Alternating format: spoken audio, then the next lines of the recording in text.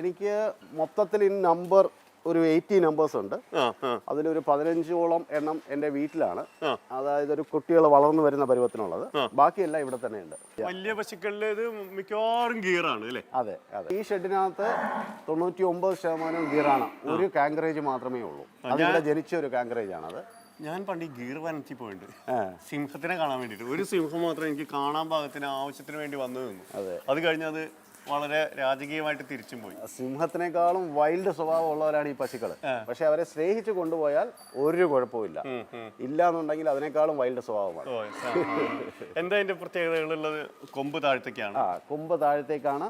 ഇവരുടെ ചെവി നീളം നല്ല നീളം കാണും.